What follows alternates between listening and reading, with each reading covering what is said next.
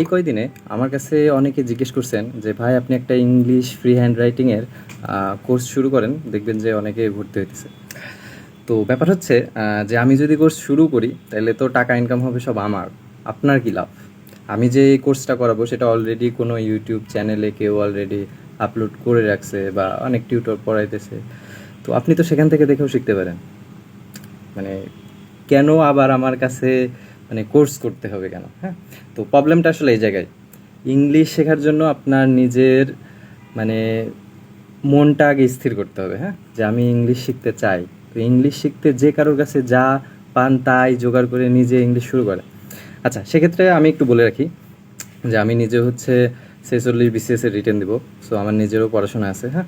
তো আসলে এত সময় আমি দিতে পারি না যে কোনো কোর্স চালু করব বা এরকম কি, হ্যাঁ। তো সেক্ষেত্রে আমি যেহেতু সাজেশন দিই, তো সেহেতু একটা সাজেশন দিতে পারি, সেটা হচ্ছে যে মনে করেন যে আমি যদি কোর্স শুরু করতাম তাইলে আমি একজনকে ফ্রি হ্যান্ড রাইটিংয়ের জন্য কি কি জিনিস শিখাইতাম বা কি কি জিনিস করতাম, এটা আমি বলতেছি, ঠিক আছে? সো আপনি যদি কারোর কাছ থেকে এরকম পান তাইলে তাদের কাছ থেকে পড়তে পারেন বা দেখতে পারেন, ঠিক আছে? তো আমি যদি চালু করতাম তাইলে কি করতাম, মনে করুন আমি সর্বপ্রথম আপনাকে পার্টস অফ স্পিচের কিছু বেসিক রুলস দেখায় এরপরে চলে যাইতাম হচ্ছে ভার্বে। সো ভার্বের মধ্যে কিছু জিনিস হচ্ছে খুবই ইউনিক, যেমন হচ্ছে finite verb, non finite verb. তো নন ফাইনাইটের ভিতরে আরও কিছু আছে, জিরান পার্টিসিপল। সো এগুলো হচ্ছে আমরা সবসময় মুখস্থ করছি।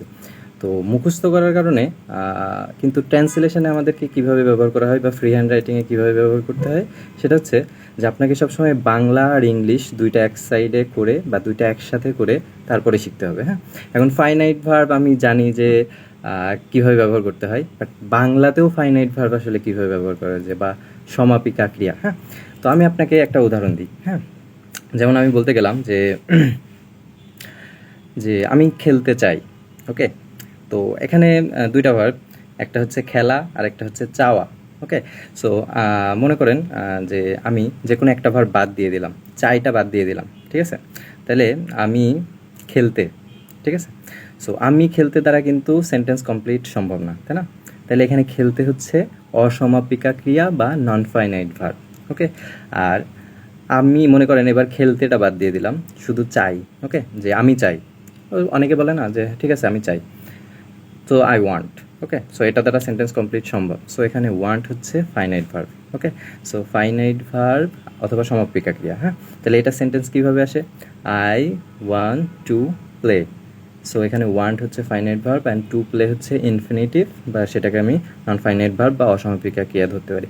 তো ব্যাপার হচ্ছে আমি জাস্ট আপনাকে শিখাই দিচ্ছি যে আপনাকে শিখতে হবে হচ্ছে বাংলা অ্যান্ড ইংলিশ মিক্স করে, তাইলে না আপনি ট্রান্সলেশন হোক, ফ্রি হ্যান্ড রাইটিং হোক, যে কোনো কিছুতে ভালো করে শিখতে পারবেন, তাই না? সো আপনাকে ভার্ব রিলেটেড এই জিনিসগুলো ভালো করে শিখতে হবে। টেন্স একটা ভালো করে আপনাকে 12টা খুব সুন্দর করে বাংলা ইংলিশ মিক্স করে শিখাই দিতে হবে, ঠিক আছে? তারপর হচ্ছে পার্সন পড়বেন, তারপর সাবজেক্ট ভার্ব এগ্রিমেন্ট, হ্যাঁ, রাইট ফর্ম অফ ভার্ব, কোন ফর্মটা আসলে রাইট ফর্ম সেটা ইউজ করতে হবে, হ্যাঁ। তো আর হচ্ছে সবচেয়ে ইম্পর্টেন্ট হচ্ছে ভয়েস, ওকে। আমরা আমরা নর্মালি যত ফ্রি হ্যান্ডে লিখি বা বইয়ে যত ফ্রি হ্যান্ড মানে লেখা আছে সব কিছুর মধ্যে প্রায় 70 থেকে 80% সেন্টেন্স দেয়া থাকে হচ্ছে প্যাসিভ ভয়েসে, নট অ্যাক্টিভ ভয়েসে, হ্যাঁ। সো প্যাসিভ ভয়েসে, সো প্যাসিভ ভয়েসটা আমাদেরকে শেখা লাগবে যে অ্যাক্টিভ থেকে প্যাসিভ আসলে কীরকম যায়। তো আমি একটা উদাহরণ দিই, মনে করেন যে আমি লিখলাম যে এই পরিপ্রেক্ষিতে তথ্য সরবরাহ করা উচিত, ঠিক আছে? তো এটা বলো। তো এখন আপনি ভাবেন যে তথ্য সরবরাহ করা উচিত, তো এখানে ভার্ব কোনটা? ভার্ব হচ্ছে সরবরাহ করা বা প্রোভাইড, তাই না? সো তথ্য, এই যে তথ্য বা ইনফরমেশান, এই ইনফরমেশান কি আসলে নিজে নিজে প্রোভাইড হইতে পারে বা নিজে নিজে কি সরবরাহ হইতে পারে? পারে না, তাই না? তাহলে মানে ইনফরমেশন আসলে সাবজেক্ট হিসেবে যদি আমরা ধরিও, কিন্তু সাবজেক্ট কিন্তু ভার্বের কাজ নিজে করতে পারে না, তাই না?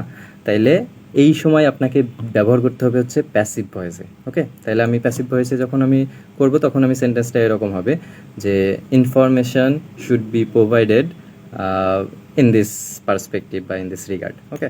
সো এরকম আপনাকে ভয়েসটাও খুব ভালো করে শিখতে হবে, হ্যাঁ। টেন্সের সাথে ভয়েস আর যেগুলো বললাম এগুলা বাংলা ইংলিশ মিক্স করে পুরোটা শিখতে হবে, যাতে আপনি ফ্রি হ্যান্ডে যে কোনো কিছু লিখতেও পারেন বা বইয়ে কোনো কিছু যদি ট্রান্সলেশনও আসে তাহলে আপনি ট্রান্সলেশনও সেই অনুযায়ী করতে পারেন। হ্যাঁ, তো আমি যদি করাইতাম তাইলে আমি ঠিক এইভাবেই করাইতাম। হ্যাঁ, যে আপনাকে দুইটা মিক্স করে তারপরে এখানে হচ্ছে সব কিছু প্রোভাইড করতাম। হ্যাঁ, আরেকটা বিষয় সেটা হচ্ছে এটা তো শুধু হচ্ছে গ্রামাটিক্যাল রুলস গেল, তাই না? তো গ্রামাটিক্যালস রুলস জানলে আপনি শুধু সেন্টেন্স লিখতে পারবেন, সেগুলো হচ্ছে সিম্পল সেন্টেন্স হবে। হ্যাঁ, তো সিম্পল সেন্টেন্স বাদে এবার আপনাকে মনে করেন যে প্রতিদিন আপনাকে 20 থেকে 30টা ওয়ার্ড, নতুন ওয়ার্ড আপনাকে দেয়া হলো, ঠিক আছে?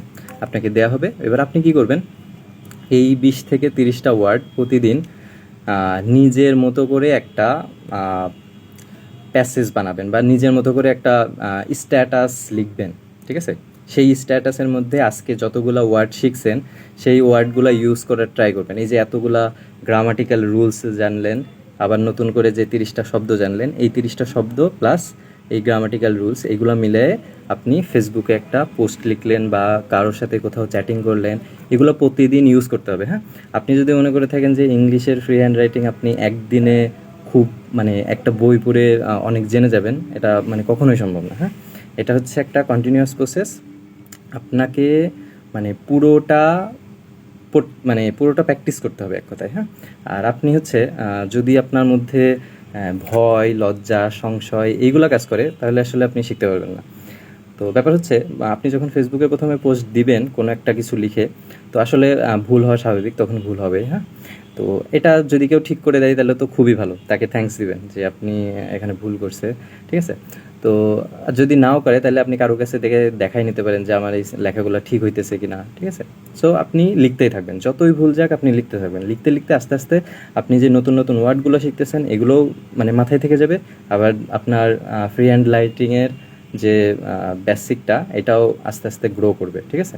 তো এটা আসলে 1-2 দিনের ব্যাপার না, আপনি এরকম হচ্ছে 6 মাস 1 বছর এইভাবে করতে থাকেন, দেখবেন যে আপনার আস্তে আস্তে ফ্রি হ্যান্ড রাইটিংয়ের কোয়ালিটি বাড়তেছে। হ্যাঁ, সো আমাকে আসলে এইভাবে জিজ্ঞেস করেন না যে আপনি কোন বই পড়লে ফ্রি হ্যান্ড রাইটিং খুব ভালো করে শেখা যাবে বা কোন বই পড়লে একদিনে পেরে যাব, ব্যাপারটা এগুলো এরকম না। হ্যাঁ, আপনি কন্টিনিউয়াসলি প্র্যাকটিস করেন, প্র্যাকটিস করলে দেখবেন যে হয়ে যাবে। ঠিক আছে, থ্যাংক ইউ।